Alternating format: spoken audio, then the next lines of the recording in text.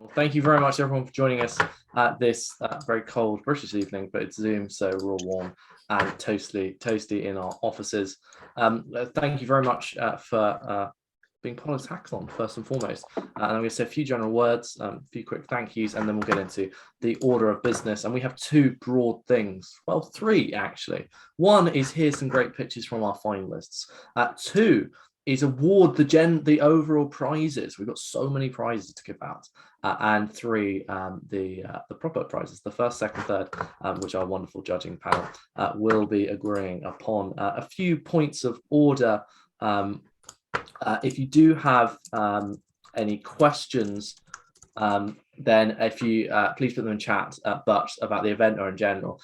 What's going to happen today is each of the finalists is going to pitch for 3 minutes with some questions, some time reserved for questions from the judges. Judges where you can ask them via video or chat as you may, as the case may be.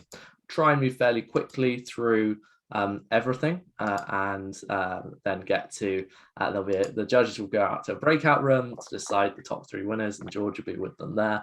I'll do some stand-up in the meantime. I'm joking, and start announcing a few of the prizes, and then we'll announce the prizes, and then we should be done and dusted. I'm delighted to be joined by our judges today: Sota from Astar, Hang from Phala, Brian from Akala, Jack from Hypersphere. And we're very pleased to have you. Thank you very much for joining us and lending your expertise. And they will be giving their judgments with some. We've not put any on-chain governance thing in here. It is this thing called discussion that we're going to go for, but to give out the top 3 prizes of $3,000, $2,000, and $1,000. Without further delay, everyone. What I will say, just a few words on the hackathon in general. This was an 8-week hackathon, a long hackathon, a hackathon for you to learn as much as build, and it built upon the 10-week education series we did, teaching you about everything about the Polkadot ecosystem. And we will finish this after this hackathon. We'll go straight into an accelerator, and we'll actually be opening applications up today. They'll be open for a very short period of time. We will give priority to hackathon prize winners to help you go to the next stage to becoming a startup. But you've been building for 8 weeks. There have been lots of great challenges, from the simple, easy challenges to the harder ones. And I've have had a sneak preview of the winners already. And A, you're brilliant, and B, there's lots of them, which is always good to see. Without further delay, guys, I want to get things going. And so I believe we're going straight into the pitches in general. And I believe we are first welcoming onto the stage, forgive me if I've said this name in any way incorrect, PhaPass, to give the first pitch. So whenever you're ready, guys, it's just check that you can share your screen. You can. Please share your screen and let's get this show on the road. Hi, everyone. My name is Laurent. I'm a French developer. I started to have fun with Polkadot last year during a couple of hackathons. And today I'm going to talk about the PhaPass project. In a nutshell, this project comes from a very simple idea, using a blockchain to manage passwords. So why build another password manager? There are many others. Well, you know it, not your keys, not your passwords. So in some sense, using a decentralized and non-custodial tool should be mandatory. It could be the tool of choice for all Polkadot and Kusama users. And I think it could be great to start having more concrete use cases in the Web3 world next to DeFi and NFT projects, which are really great, but sometimes remain far from the real world. How it works. I used a Phalanx confidential contract for the credential storage. All the UI has been embedded in a brother extension, and the Polkadot wallet is used for account and transaction management. There are 2 layers of security. The first one is done locally using the encryption feature I had to implement in the Polkadot.js extension. Every password is sent encrypted to the smart contract, which is executed securely in the TEE worker, which is one of the key features of the Phala blockchain. Let's go for a short demo. Here we have the 2 extensions, the Phala one and the Polkadot.js one. Let's activate the Phala extension. To access the Phala contract, I need to sign a certificate with the Polkadot extension. Then to unlock my vault, I need to decrypt some secret. This is the local encryption layer. In the main extension page, we can see the list of my credentials. Let's see how it works with the Polk assembly login page. As soon as the extension detects a new credential, it asks me if I want to add it to my vault. I need to validate the transaction with my Polkadot wallet. We can check that the command has been executed in the blockchain and that the list of my credentials has been updated. If I come back to the Polk assembly login page, my credential is automatically injected and I can log in without entering my password. Now, what's next for PhaPass? I would like to work with the Phala and the Polkadot extension teams to see what we can do to bring this project to life, maybe with the help of the Encode accelerator.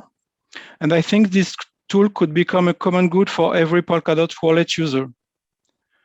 That concludes my presentation. I'm ready to answer any question you may have. Thank you very much, Laurent. Do we have any questions at all from the judges? Feel free to speak up now.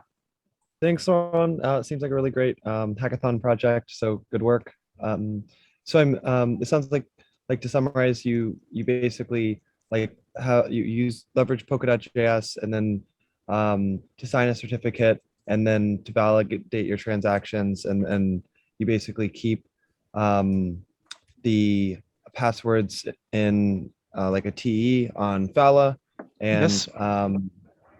And then you you can use that to log on to anything that's has like the Polkadot.js extension embedded into it. Yes, that's it. Okay, cool. So which parts, I guess, are on like on chain? Oh, that's the confidential contract. So every password, every credential is recorded in the blockchain, is in a smart contract. Yep. Okay, cool. So how is the password encrypt and stored? I use some API from already used in the Polkadot.js extension. So this is an asymmetric encryption using the key in the Polkadot.js extension. That's the same key you are using for the transaction. Yeah, I have a question. So, as you mentioned, the encrypted password and the credentials are stored on the Phala blockchain. And when it's like you have more and more password to store, the database can grow larger. Do you consider to maybe save a part of the data on some file storage like Filecoin or RWIP? That could be an issue, but for this hackathon, I think it could be okay to use only the blockchain storage, but that's an issue we need to address. Okay, cool. Awesome. Well, thank you very much, Laurent, for a fantastic presentation there. Next, we are going to move on to Kunwa from Metadot.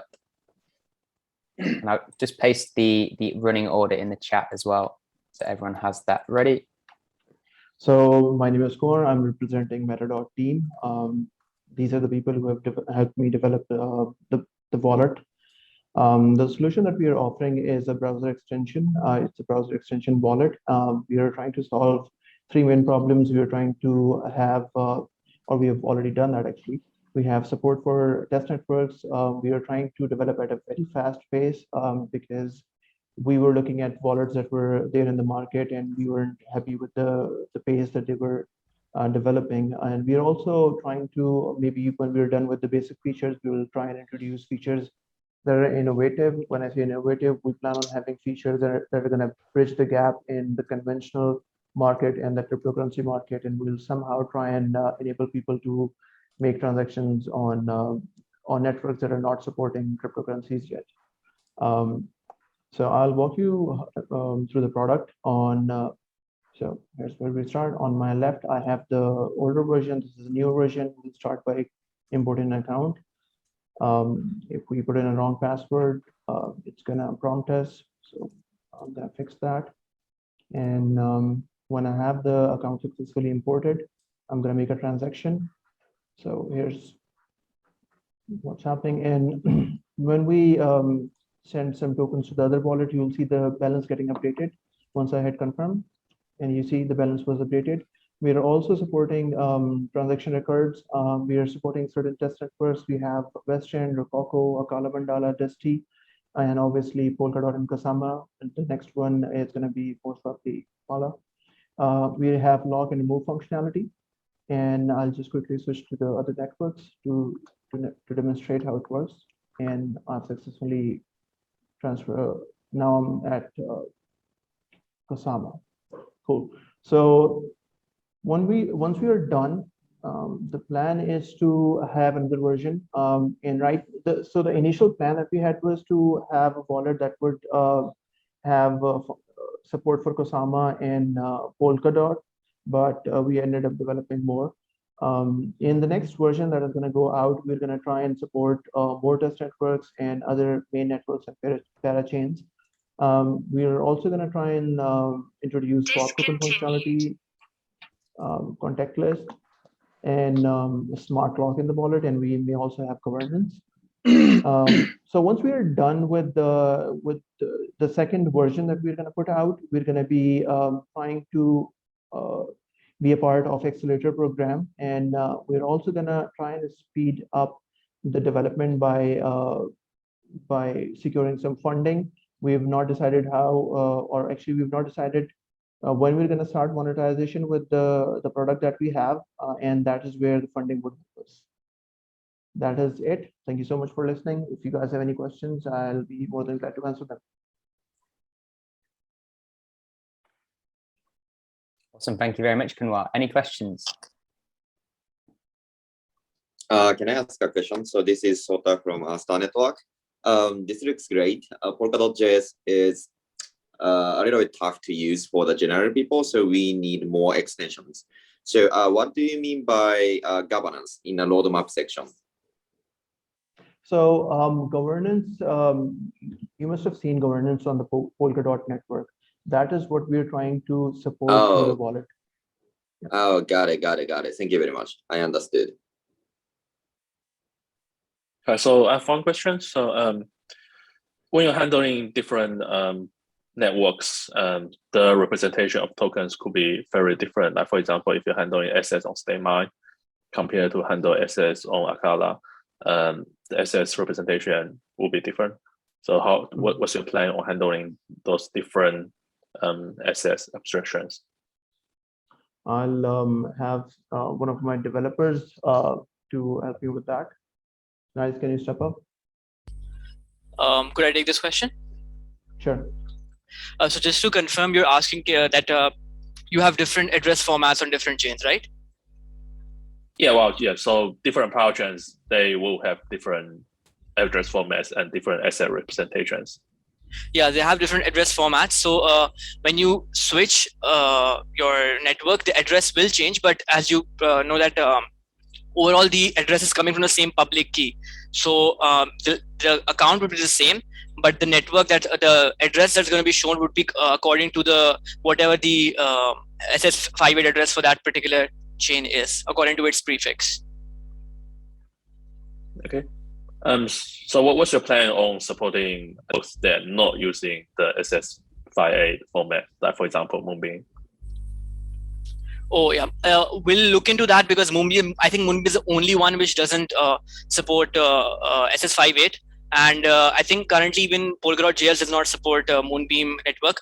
But we will be that's one of our goals at how we can incorporate Moonbeam into our system. But currently we do not have any Moonbeam support. Okay.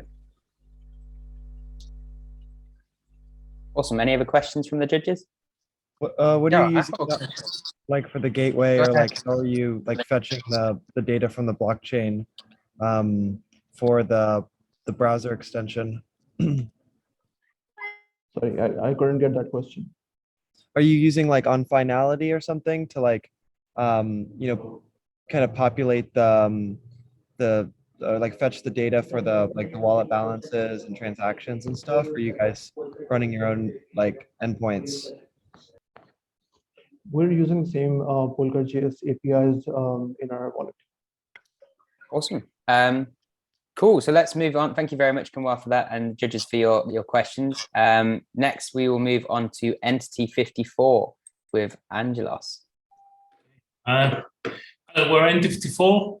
We're a small team of professionals based in Gibraltar and Athens, Europe. We have extensive experience in the finance industry, building models, derivatives, and algorithmic execution. And since 2016, we have started focusing on centralized and then decentralized exchanges. And since 2019, we started developing in smart contracts in EVM and focusing our efforts on Polkadot and the versatility and interoperability of the Polkadot and generally the substrate ecosystem. So we have built a DApp basically connects to a Kala Mandala TC6 testnet, as we can see up here. And basically, we can choose an account, and then this loads, and it gets the price feed from the Oracle and the total supply. It uses both the Akala API and the EVM, but obviously it's restricted by whatever is already deployed on the EVM. And the account constituents, like how many tokens this account has, and the dollar value, and the breakdown. In the DEX, obviously it loads a balance. We can swap one token for another, or we can transfer to another account. In the loan section, first of all, we have an overview of the whole market about the loans. And then what loans this account has, the collateral, and how we can manage the loan by adjusting, adding, or withdrawing collateral, or borrowing more, or repaying AUSD, or transferring the loan to a third party, authorize them to manage the loan for us. And then we try to give a glimpse of basically the NFTs that basically we can have vaults for bidding, but the vaults in general for a specific mandate, like a vault that can have, for example, Akala dot and XBTC, and it's based on market capitalization. So basically, the idea is that the vault deposits these constituents, generates yields, and but it has to follow the mandate, which is the market capitalization for the weightings of the vault. And because obviously we are in Akala, we can do that very quickly, safely, and quite cheaply. So therefore, the theoretical equity line of the vault will be the real equity line of the vault will be quite close to the theoretical. And from there on, you can apply this to the end consumer, where basically he can choose a task, like he wants to get a car. So he can declare which vault he wants to participate in achieving that financial goal, and then what percent. And then the vault will add yield on that, and will release when the goal is hit. And again, we want to give a glimpse on the social, where we think there's many more things can be achieved with social, where basically a part of friends can have their own vault to achieve certain goals. And that pretty much completes our DApp. What we're looking to do in the next steps is opening channels with development teams and parachain teams, explore partnerships and marketing opportunities. Awesome. Thank you very much, Angelos. Any questions, judges? So for the vault features, have usually you guys develop smart contracts and have them deployed? Sorry, I cannot hear that. So have you guys deployed the smart contracts and have them deployed on the testnet? We have deployed some smart contracts with our own T54, but that's not included on the DApp. We're using the EVM to get the feedback for the prices and the total supply of the pre-deployed ERC20s. But we get certain feeds from the EVM, certain feeds from the Akala API, and the total supply. Cool. So the front end is talking to both the EVM as well as use query data from the substrate endpoint. Both the Akala API and the EVM, yes. Okay, nice. and the same happens for the transfers. When we make a swap or a transfer on the loan adjustments, this comes from the EVM. This looks great. And you said you're looking for a partnership. Asta Network is always supporting like this kind of application. So feel free to reach out to me if you are interested. We have a grant program, we have a builders program, and so on. Thank you very much. Yep. I forgot to say at the beginning that we are developing a list of projects and we're prioritizing where the state of the parachains are. For example, another area we're exploring is the pallets and the substrate level, because obviously we like the forkless runtime and the building of the pallets. So hopefully there are many more things to come in the coming weeks and months. And are you putting like actually, I think you answered my question. I was just gonna ask, are you putting all of this on chain, or what are you using to like for database? There's no database. Everything we could do on the EVM, we try to do on the EVM, and anything we couldn't do on the EVM, we had to talk through a Kala API. Yeah, have you considered to use subquery to help you organize this data and make it front-end access more faster? Yes, we are aware of subquery and obviously getting the data, but our primary focus was building on the EVM's smart contracts, and the front end will basically communicate with the EVM. Our target was for the vaults to be running on the EVM and basically start having the logic there. So, but definitely we're taking this on board, the subquery and the practicality of having subquery. Awesome, fantastic. Cheers, Angelos, for a great presentation. Next, we will be moving on to Publica Fides with Justin, who will be presenting, I believe. So we're Publica Fides, and we're presenting a blockchain runtime that delivers a mechanism to improve the veracity of information on the web. So who are we? We're a number of developers who are interested in problems of misinformation. And that's kind of what got us asking these questions and got us looking into this.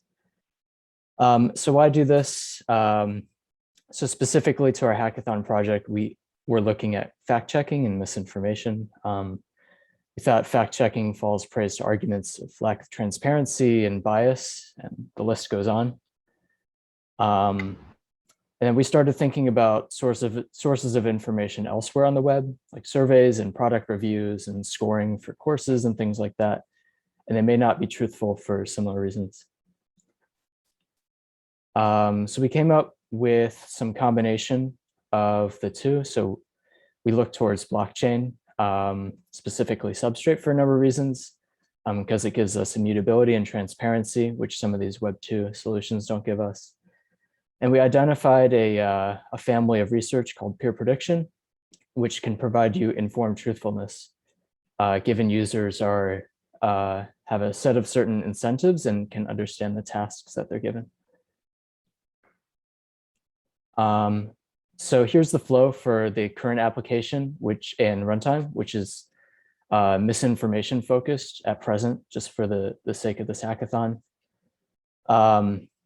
So it starts when an interested party submits content and some payment and deposit, which helps fund and incentivize the process.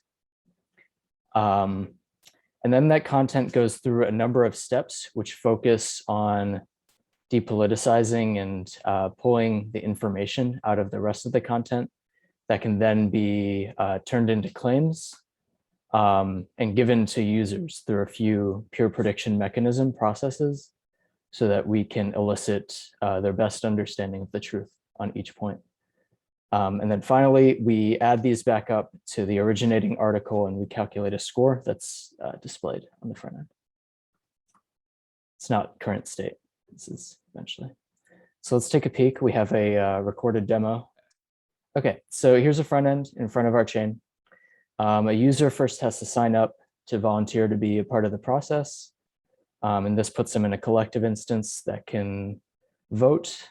They're then able to submit content through this section, which represents a separate page. And this pulls the content into the process. Once it's there, it shows up under this other section, which represents a different page available to the content reviewers. And their job is to go through and identify any objective claims, any claims they believe are objective in the content. They submit those, and those claims get moved to the next step in the process. So that's finishing up in the video, which is over here in objectivity review.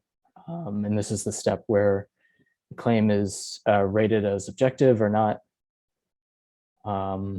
Now, finally, objective claims move on to the final step, which is credibility review, where they're another separate group, separate page, votes them as accepted or rejected truths.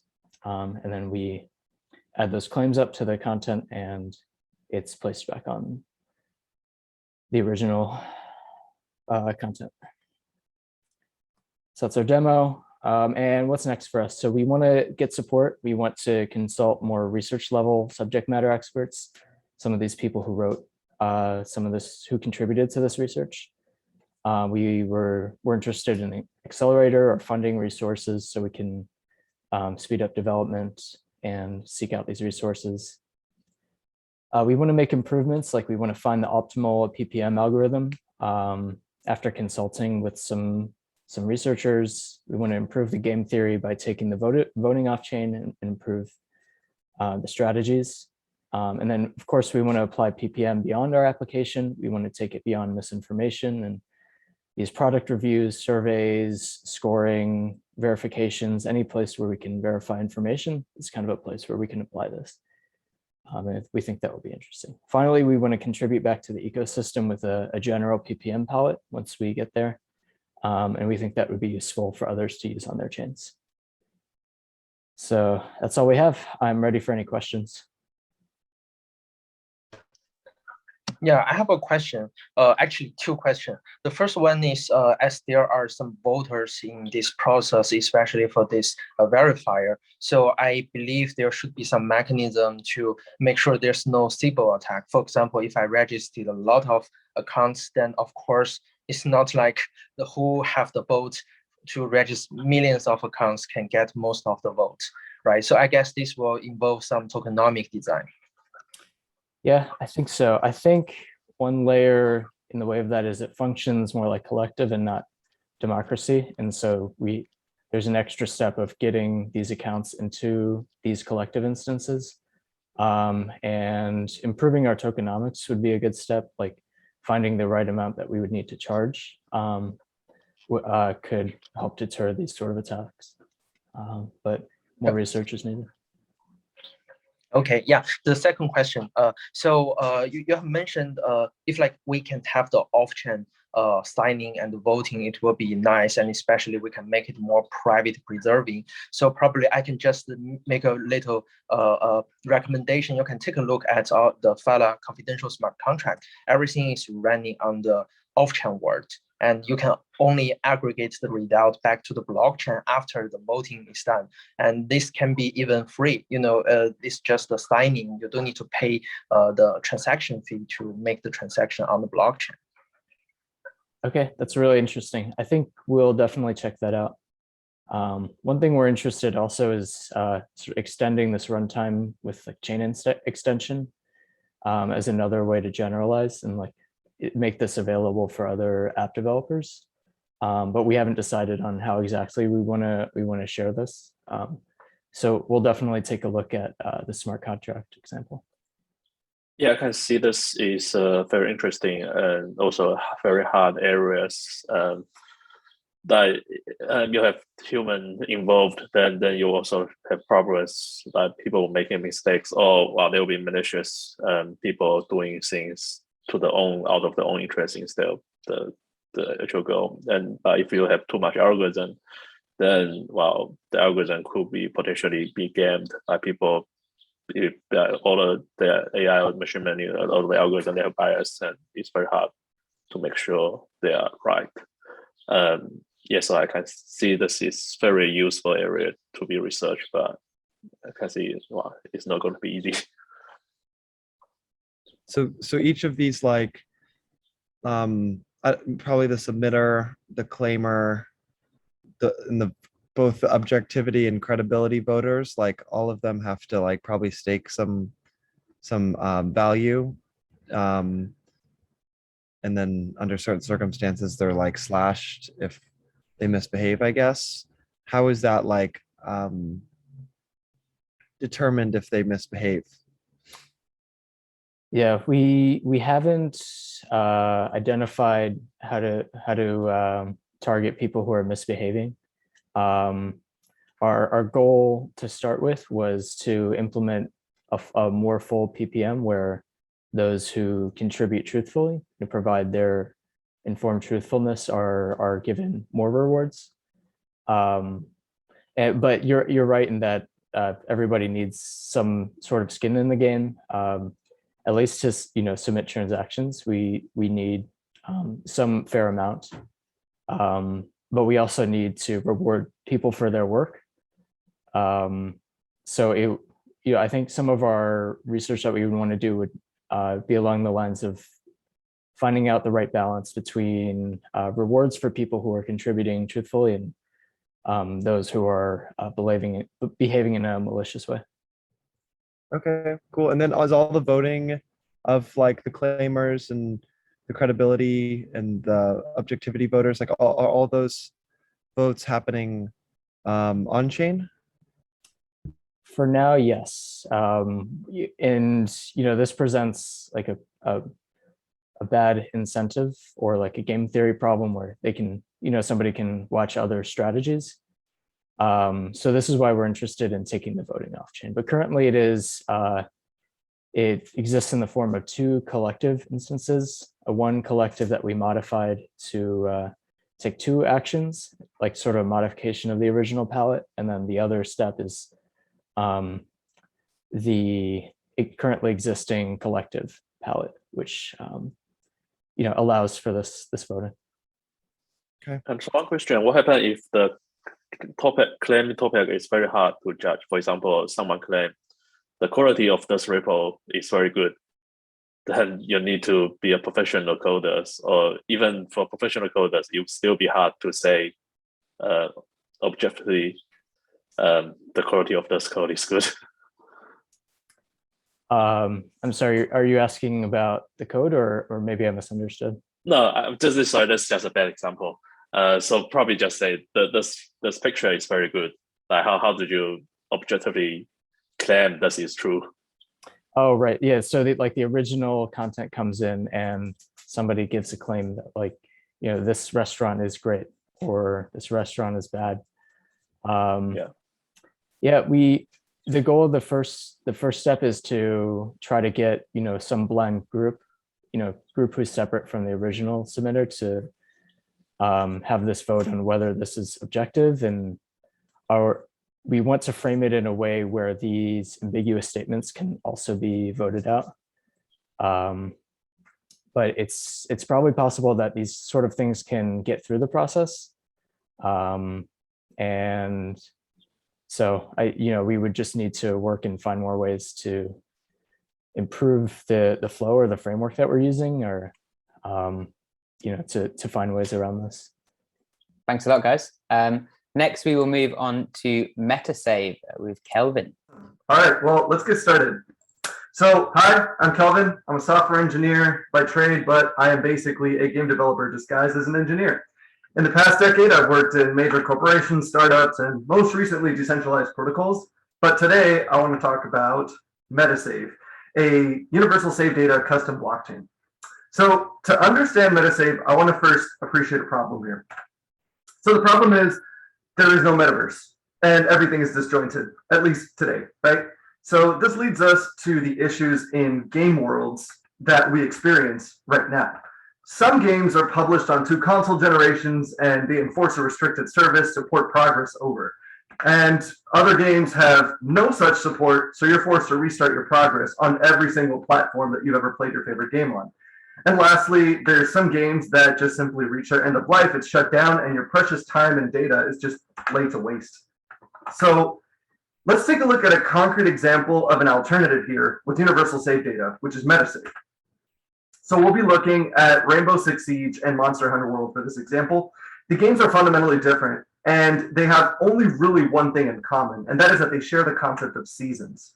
So with Metasave, we can synchronize this concept of seasons to induce a sort of metagame effect where both worlds effectively live within the same universe. This way, players' actions in one game can carry consequences into the other. So Metasave also supports hot pluggable secondary open markets, where imagine a game like Among Us can permissionlessly sell their own merchandise within the Monster Hunter's catalog. It's pretty interesting stuff. I can show you guys more on the GitHub stuff. So in the meantime, there's stuff that goes beyond games.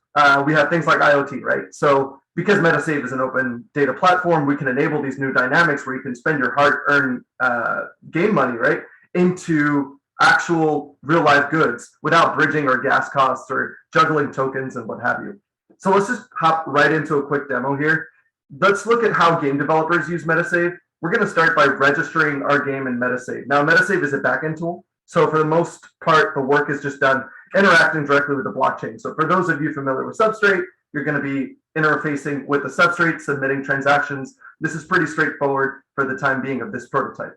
So let's just say you've already registered your game and registered some save data along with it. You built a first-person shooter. So at this point, anyone, anywhere, anytime can sample the data. So we're going to see here how time of day is being sampled real time from a first-person shooter game directly from the blockchain, right? And again, the idea here is that illumination is changing, representing the time of day, but we can see that the blockchain data is being parsed and queried every frame of the game.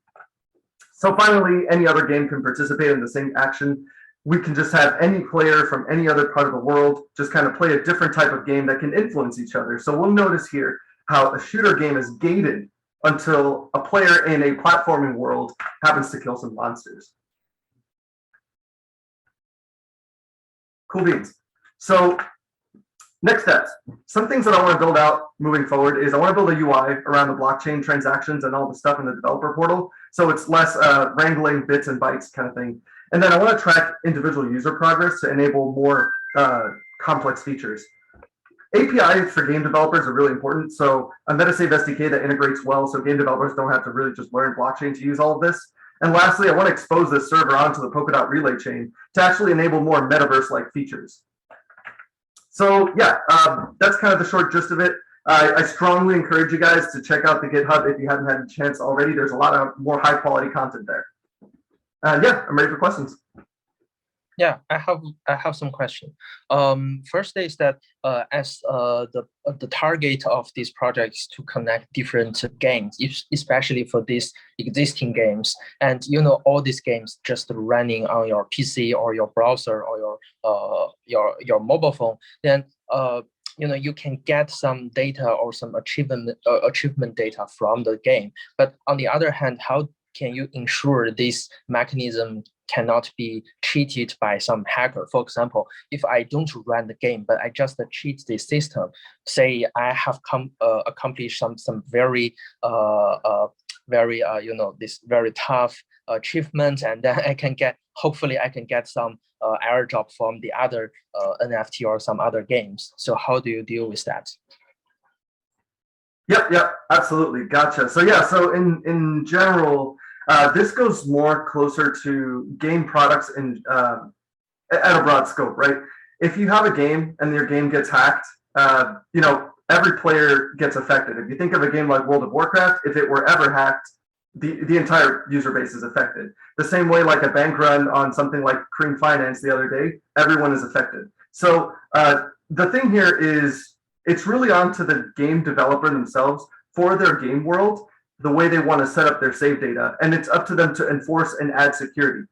Depending on your game design, sometimes you want less security because you want more openness, and other times you want more security because it's game critical functions that cannot affect the intro mechanics of economics. So Metasave doesn't impose or restrict this. It allows you to make the wisest decision as to how you want to expose your data and decide if that's valid for you or not. So it's rightful to say that anyone, even in the smart contract platform, should probably audit their work and demonstrate that their data is accessible. And again, your data is only your data. Other people can consume it if they want to, and it is purely voluntary. So if other people see that your game and your saved data is not necessarily reliable, it's really up to you as a consumer of other people's data to say if you want to use it in your own game experiences to synchronize your games or not.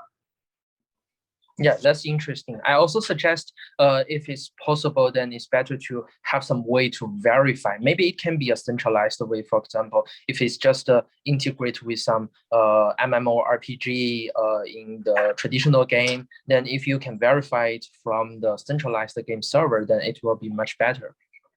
Absolutely, yeah, and that's one of the things that I wanted to kind of demo on a short piece, but it's like pretty deep and technical. I would love to share a little more on my GitHub and probably elaborate on that. So yes, thank you for that comment. It is part of the things that I intend to implement moving forward, which also involves moving a lot of the computational work off chain, so we don't bloat the entire register and ledger with just Metasave data updated frequently, right? Yeah, this is very interesting concept. It's definitely something I personally would like to use when it's out. So one question is the gain saving data, I guess initially will be just probably a bunch of binary formats, but we'll be also probably define some schemas so that the items in the saving will be a bunch of more accessible formats by other game developers or general public. Absolutely. I think your question is if things will be more simplified than just submitting raw binary transactions to the ledger. Is that correct?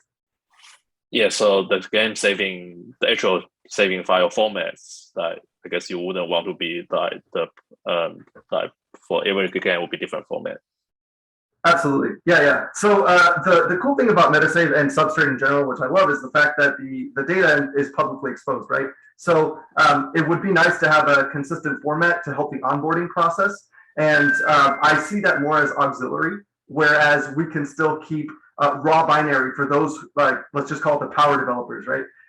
There's some sort of encrypted complex data that you may not want to oversimplify over a specific specification. So with that kind of said, though, the module, the template, the palette is actually everything is visible in storage.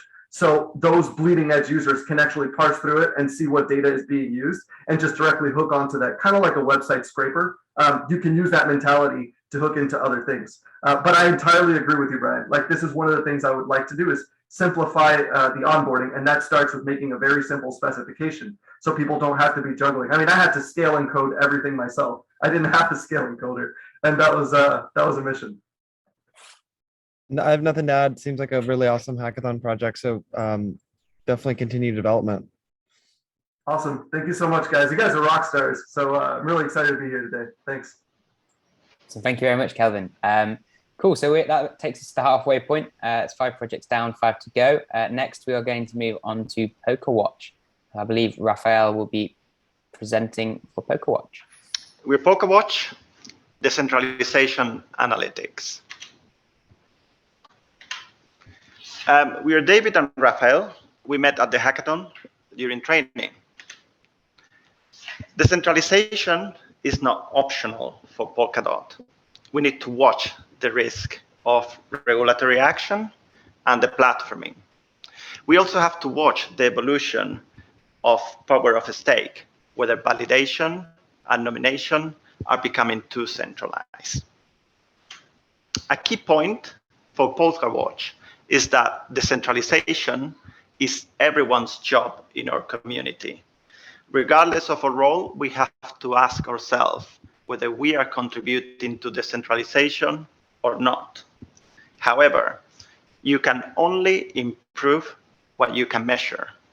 So how do you measure it? This is what we did.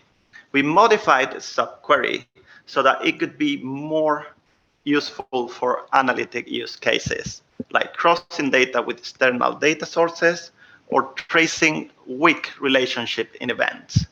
We took this and built a reward analytic data set, which is essentially telling us how computing is distributed in our network. Let's see how this is. Here we have data from 12 eras. 200,000 rewards, 1.3 million DOT in all these eras. If we look at regional distribution, it's sold pretty much Western countries. If we look at computing network, it's sold pretty much public clouds. We can never see by validator group how rewards are being distributed or by nomination segmented by value. Now, if we zoom into North America, look, it's almost everything Google, almost everything public cloud. We can even look into a validator group like this one and check whether their distribution suits our nomination or not. We can even analyze by a particular segmented group like this big wallet. Network seems okay distributed, but regionally, they are more centralized than average because Asia is underrepresented. So we put this data into everyone's hand in a distributed app that includes the data set so that each and every one of us can take the right call when acting as nominator or validator. For the next step, pretty much continuation, turn this from a prototype into an open source product, add interactivity to the application, perhaps contribute back to subquery, enforcing these analytic use cases. There are tons of technical things to fix. And generally speaking, we could like to raise awareness in our path to decentralization. That's pretty much it. Any questions? So what sort of external modifications you made to the subquery? Well, first of all, we replaced the database engine because we wanted something based on Lucene so that you can very easily do aggregations and break into it by all different parameters. So we take the events, we decorate them, and then you basically you can do any kind of visualizations, time series, etc. So that was one of the biggest thing, and also we realized halfway through that it was required. Then also we need to trace events that are very distant, like from a heartbeat to session, from sessions to validator group to reward to payout. So we needed some kind of data structure so that we could trace all that information. Right, that's pretty much it, I would say, or the main parts. Cool. So what sort of time series database are you using? We are using the Elastic Stack, but any Lucene-based indexing could work for this.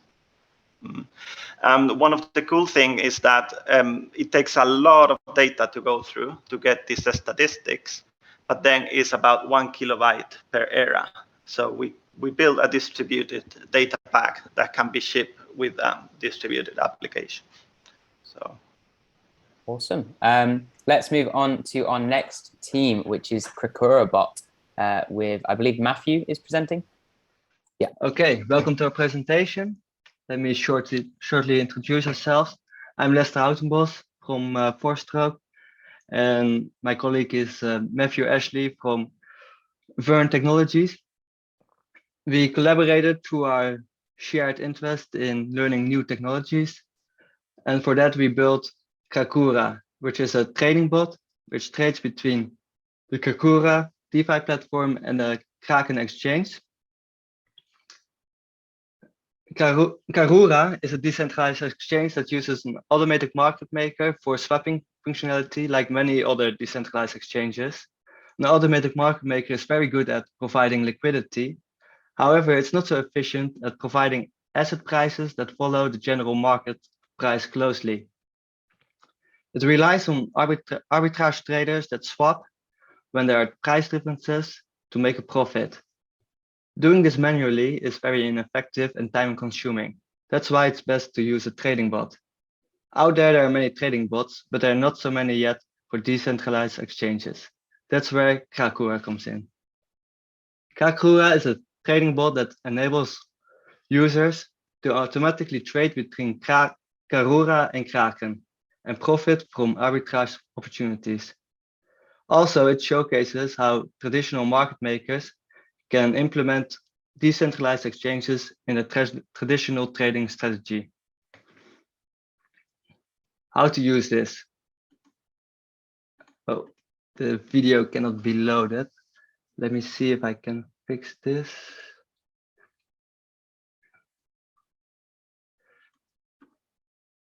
Well, it's supposed to show a video of how you can get the code from our GitHub repository, just via git clone, and then install it with a yarn command. After you've installed it, you might have to go to present, like to present it in presentation in the top right. Yeah, I'm trying to. Thank you. I'm not a robot. Here. Perfect. Cheers. Okay. Yeah. Yeah. Basically, so here it's installing the code from the repository on your system. Then you start it.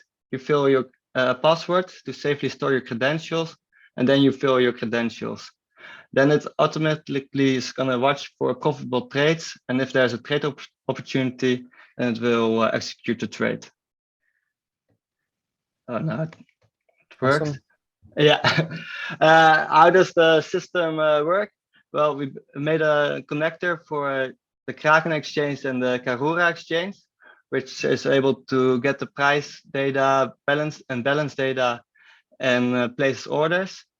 And then we continuously monitor the price on both platforms, and the trading logic will decide whether it's profitable or not to place a trade. How to make a product out of this? A product that would be making a trading bot as a service platform.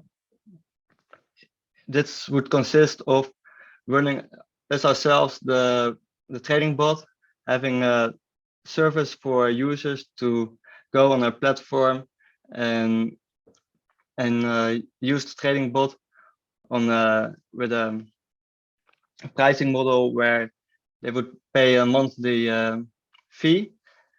To build the bot further, we would need additional exchange connectors, additional asset pairs, and to build an interface for the users to use the trading bot on. Thank you. Any questions? Go ahead.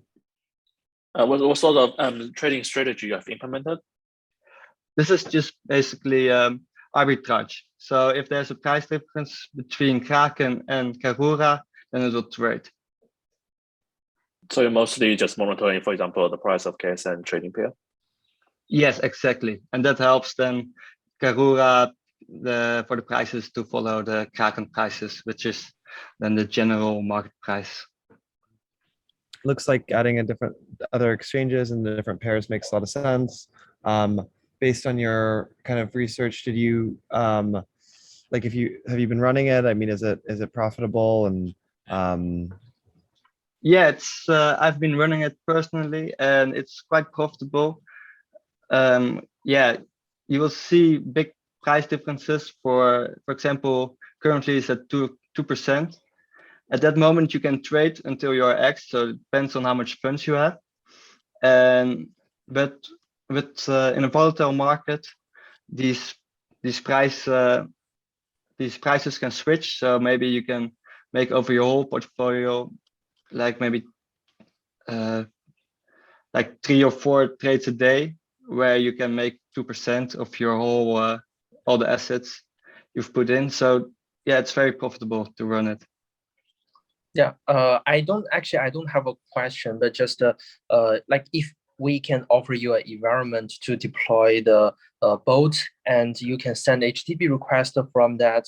And this can be done in a decentralized way. Probably you can consider Phalanx Networks confidential smart contract, because we support HTTP requests, which means you can connect to the Kraken or the other other exchange APIs. At the same time, you can also keep your API keys confidential. Oh, that sounds like a really, really good opportunity, because then you also deal with the counterparty risks.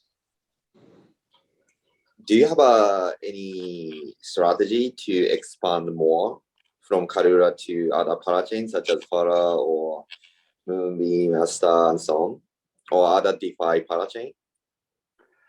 Well, if you want to make this a big product, then that's essential to move towards these other, as many platforms as possible, even beyond Polkadot. Cool. Let us move on then. Thank you very much, Lester and the Krakura team. Now we will have Polkadot.js plus extension with Kami. Hello, everybody. I'm here to talk about Polkadot.js plus extension. I'm Kami Kotenipard. I have a PhD in software systems. I work as a blockchain engineer. Everybody knows the Polkadot.js extension. It's the undisputed extension of the Polkadot ecosystem. It's trusted by the community and constantly updating. But there are many complaints on social medias that's why it doesn't show the balances. It is complicated for new users. It's too abstract. You have to navigate to another website, blah, blah. We know that there are other Polkadot browser extensions, but two of them are discontinued. And the third one is has very limited capability. We do not need to reinvent the wheel. We could just perfect it, put a stand on the shoulders of giants like Polkadot.js extension and hit the target. That's why we implemented Polkadot.js plus extension and currently get 2 positive comments from the team core developers. And these are the new functionalities. Let's see how it works in action. You can view your balances, total and available. You can force to refresh it. You can grab your address as a QR code. You can transfer funds. You need to add your recipient address. If it was invalid, you get an alert. You can transfer between your accounts or just paste a recipient address. You can transfer all of your amounts, but you have to consider the existential deposit.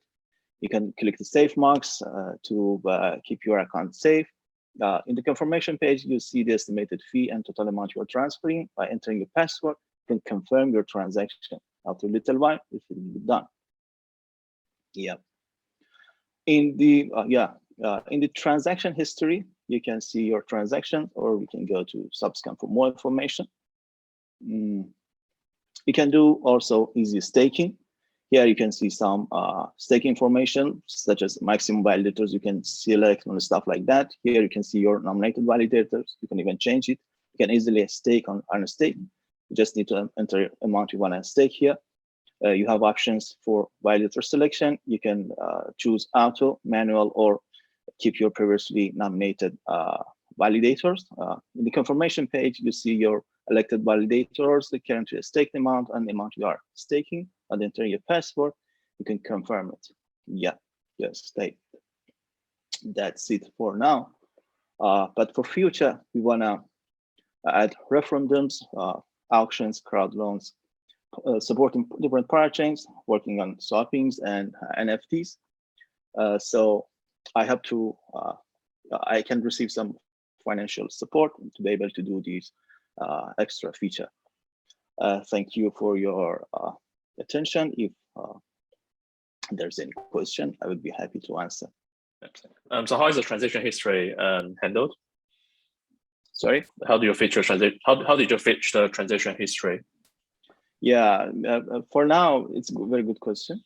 For now, we just show the send transaction, but we are working on the receiving part. But you just now, just show the sending transaction, staking amount, stuff like that. Yeah. So I guess next question is one of the reasons why Polkadot.js extension is so simple is that the less code the less bugs you have. So how did you? So you have implement more features, and obviously you probably need to include more code. So how do you make sure the additional dependencies and additional code not cause any security concern? We try to use the same components of the Polkadot.js and same underlying APIs, and we have no other dependencies. You know, the most of dependencies are the same that the Polkadot.js is currently using. Yeah, I also think Brain's point is very important because, you know, parachains, each blockchain can be very different, and means that if you want to support a lot of unique features from the parachain, then you need to adopt this parachain one by one. So I think, do you have some I don't know, maybe some way to scale it up when you know, this project is not just involving the integration with the bare substrate, but also some functionalities from the other parachains? No, it supports Kusama, Polkadot, and other blockchains that currently original Polkadot.js supported. We just add some extra features. It supports all the current supported blockchains which Polkadot.js supports. Yeah. Regarding the grants, have you already applied the Web3 Foundation grant, open grant or general grants? Not yet, but I will do that. Yeah, what's doing? And also there is a treasury, so you can get the dot token from the treasury. Yeah, I see. Thank you. Yeah, are you on Element right now? Element group? Sorry? Are you on Element? There are a lot of Polkadot friends on Element. Element is like Slack for the Polkadot group. So if you're not, I'm going to send the invitation. Thank you. I'm just in Discord. Yeah, Discord. Element. Yeah, I think I received my vesties from Element, right? Mm-hmm. Oh, so I already did. Got it. Yeah. Awesome. Well, thank you very much, Kami, and that's a great presentation. So next, we will move on to Parabase. I believe we have Kazama presenting for Parabase. Hello, everyone. My name is Kuzama Shahid, and today I'm going to be presenting Parabase, which is low-code custom parachain creation and deployment tool. So here's the lovely team who has collaborated on this project. And moving forward, consider a scenario in which a user came in the ecosystem of Substrate and want to create his very first parachain. What he has to go through for this whole process, he has to do some hard installation. He has to install all the CLI tools that need to compile the code, and he has to learn some language such as Rust and understand the Substrate framework, how it's configured, how custom palettes are being configured, how already made palettes are configured. Even after he had created his parachain, another hefty thing is deployment of that parachain, which is quite nightmarish thing for the user. So that takes a lot of time from the idea generation to going to the production. What Parabase is bringing to the table is the value that Parabase generates is save user energy, save user cost, save user time. So these things are very important that we are saving. In matter of few clicks, user can create his custom parachain and go into deployment phase. Let's see what is our target market. So as you can see, the line for the developers by the developers, it's self-explanatory that even the developers who are experienced or who are not even experienced and want to know what and how this whole ecosystem of parachains work can come on this platform and go with it. Okay, let's see the demo of the product. So as you can, this is home screen. You can go to the marketplace and see these generic palettes that Frame provides and some custom palettes that user will be requesting through this form. And these pellets will go under review. User can create custom blockchain or parachain, just name the blockchain, and next select some generic pellets he want to configure in his parachain and select next. Then our platform will configure these pellets in his custom blockchain or parachain, then generate repo, which will directly deploy code on his GitHub. Another feature is added blockchain. If by chance he forget to add some pellets, he can again do it and go with it. So what next?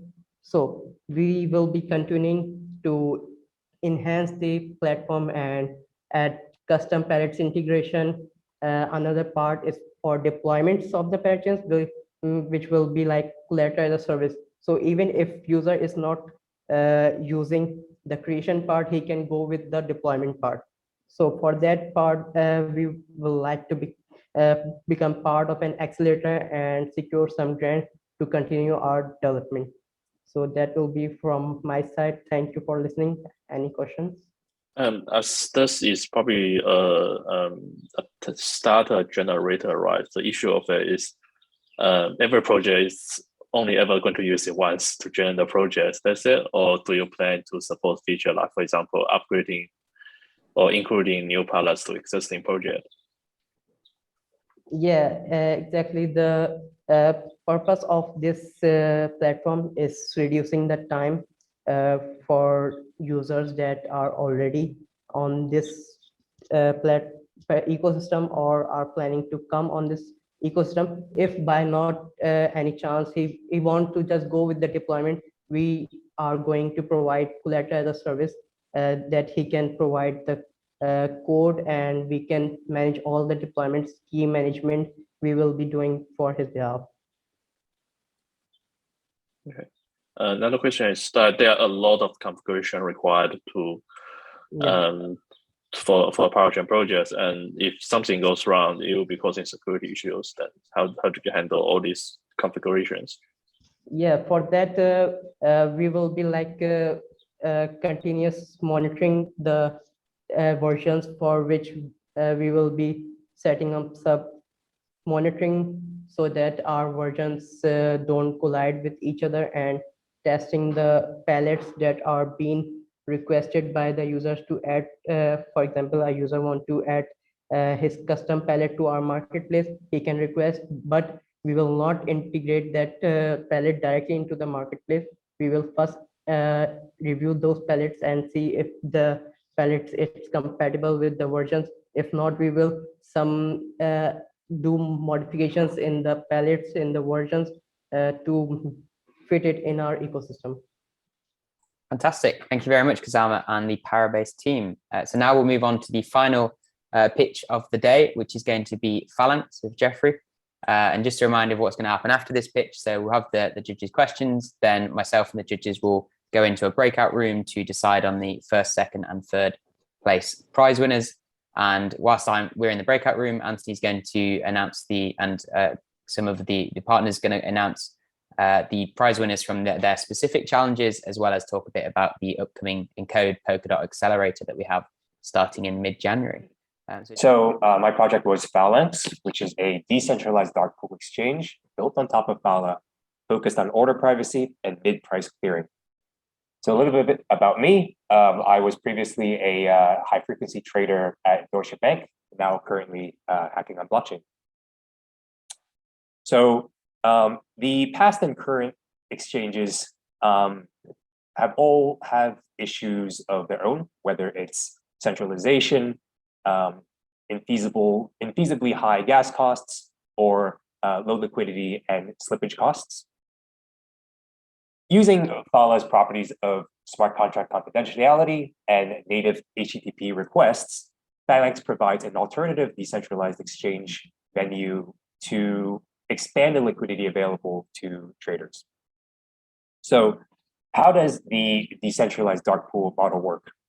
So when users use the dark pool, they send only two pieces of information, whether they are buying or selling and the size of their order. Importantly, note that they do not send the price that they're looking to buy or sell at. when a buyer and seller are simultaneously in the pool, they will get matched at the current market mid price. And how is that market mid price calculated? It's taken by an HTTP request sent by the off-chain TEE worker to retrieve a basket of current bid-ask prices from various different centralized exchanges. So here's a quick demo of how it works. Signing in as Bob, we will be putting in an order to buy 100 dots. 50 dots. I think in this example, Bob is behind Alice, who was already pre-put into the pool as a buyer. You can see on the back end that the dark pool has logged the order. If we switch over to Charlie, and if Charlie wants to sell, 100 and let's say 120 dots, he'll put in his order, and his order size will net off against Alice and Bob in the dark pool. And note importantly that it's fetching the current market bid price by HTTP request, as I mentioned earlier.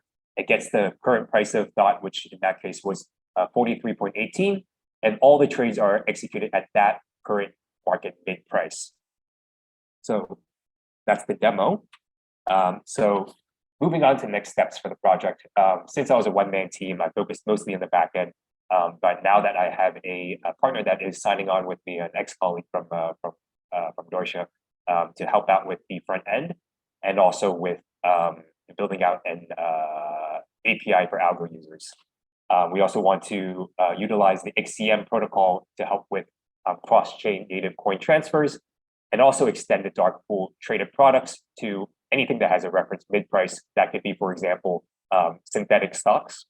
And lastly, we want to raise funding to advance Phala from prototype to production, whether that's from funding or whether that's from the Encode accelerator as well too. So that's a project. If you guys have any questions, please let me know. Seems like a really awesome hackathon project. Yeah, I'd love to hear like more about how you think about the privacy, like anonymity set, or if it like is it like, what's the, I guess, assumptions on keeping the transactions confidential? Is it no matter how much coins are deposited in the pool, or is there some threshold at which it like gets more private, more? Yeah, so I mean, the use case for privacy in this case is for, whale orders, right? If someone wants to put in, millions of dollars into an order, you don't necessarily want to put that into, a central limit order book, or to any of the these decentralized exchanges that are not private, because your order leaks information, and that gives you kind of slippage costs. So in this case, by putting in your order into a private dark pool, privacy dark pool, you kind of avoid leaking information, and you're also able to trade at a market mid price rather than at a price where you're pushing the buy or sell walls further than you should be.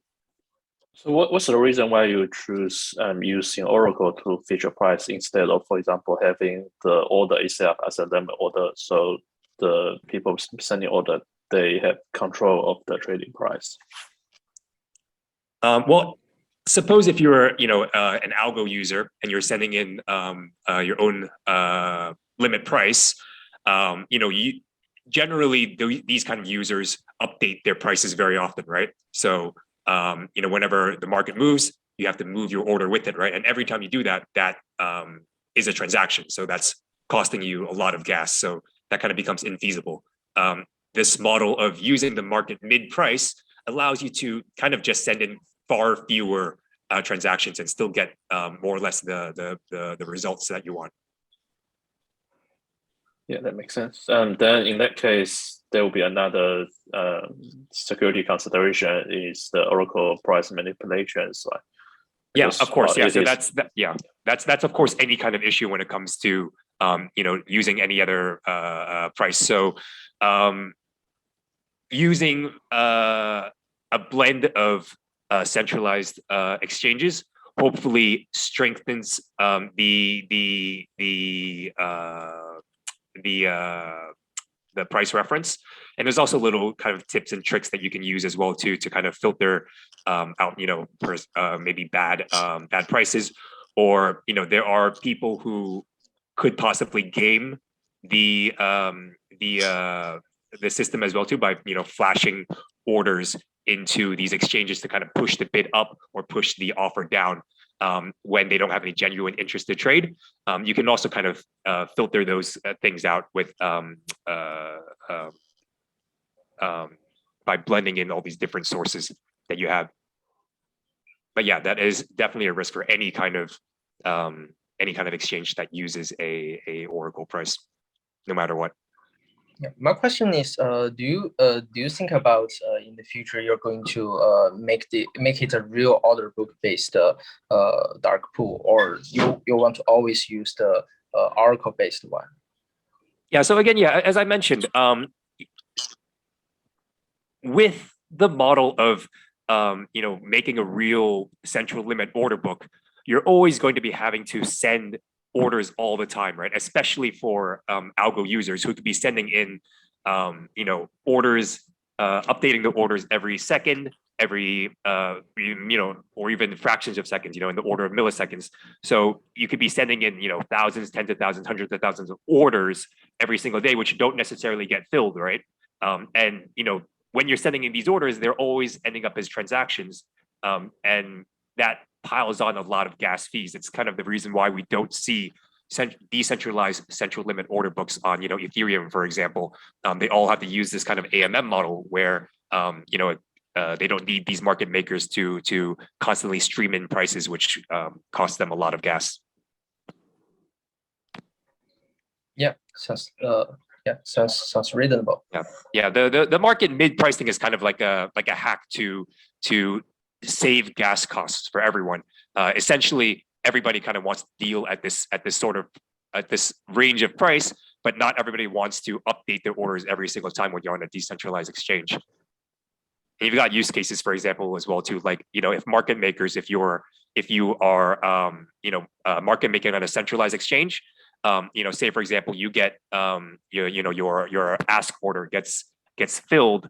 As a market maker, you're not looking for a direction in where you want to trade, right? You just want to capture that bid ask spread as quickly as you can. So for them, if they can sell at the offer side and immediately place a corresponding order into Phalanx via API, and they can clear the trade immediately at mid, they're immediately capturing that half spread of profit, just like that. Yeah, probably in the future, we can also somehow combine the AMM with the Oracle, and maybe some kind of, if it's very large orders, then we can probably still keep it in queue like that. Yeah, for sure. Yeah, I think taking in a blend of both centralized exchange prices as well as AMM prices definitely makes a lot of sense. The key is in filtering out the different sources in the right way so that you're not at any risk with centralized Oracle anywhere. Could you teach me more about what are you looking for through the hackathon? Yeah, so I guess it comes to either getting into the Encode hackathon, or getting some kind of funding so that we can kind of push development of this rather than from just a hackathon side project, but really into something that we can focus on full time and take this into a real product. Awesome. Just in the interest of time, I think we will end the judges questions there, but fantastic to see so much interest in all of the projects. And thank you very much, judges, for your fantastic questions.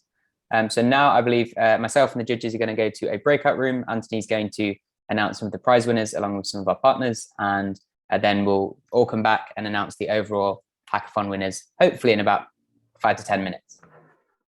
Okay, everyone, as the judges move over there, I have the delight of announcing the overall prize winners.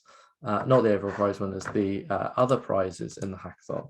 But I want to quickly, so by the way, we will upload a list of all the prize winners. I know we've whistled through many, and I bet we've missed some as well, as all things came together at the last minute. So again, also, if you're like, oh, I thought I'd got a prize for this, or like, you've missed this obvious thing, like, ping us. We may well have missed stuff, and we will piece it together over the rest of the evening today and send that out. But just to talk now, guys, about the Polkadot accelerator that will be starting. We're opening applications today. They're going to run for a week or so, maybe a little bit longer.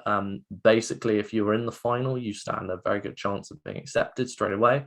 And if you've won a prize, the same goes, and indeed will be offered a place.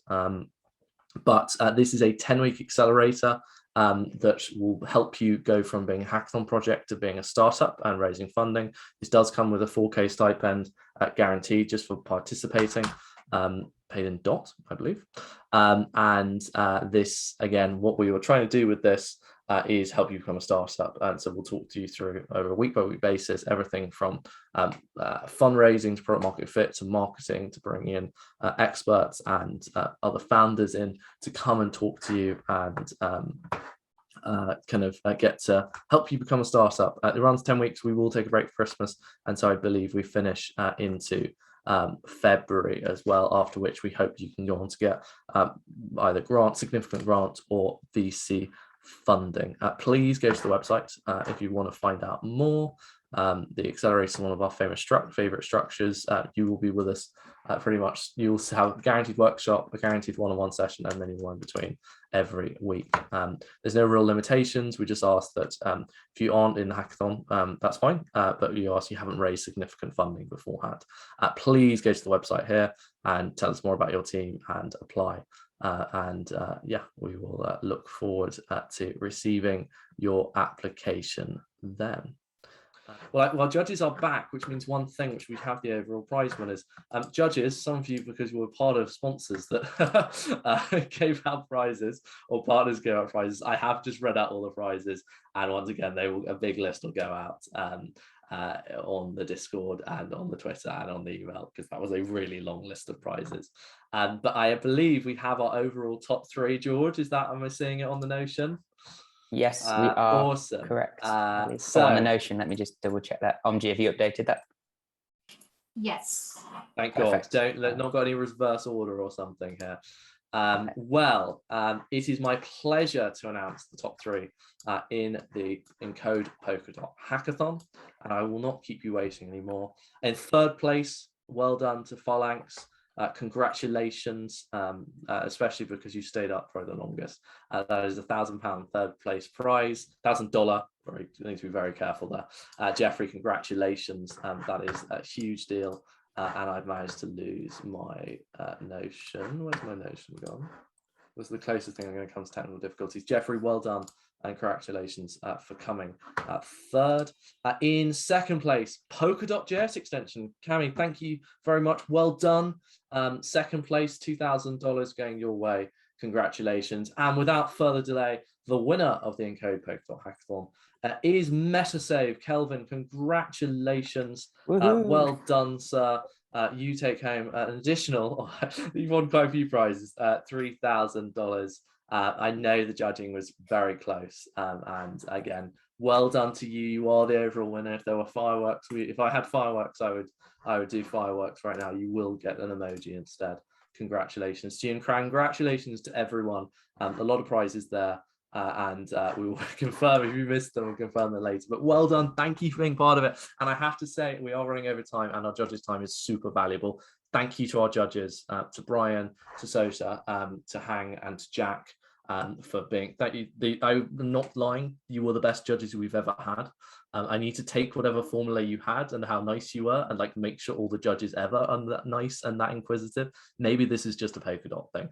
But thank you so much, and thank you to all of our partners, some of which you guys represent, but the Interlay as well, the Subquery team.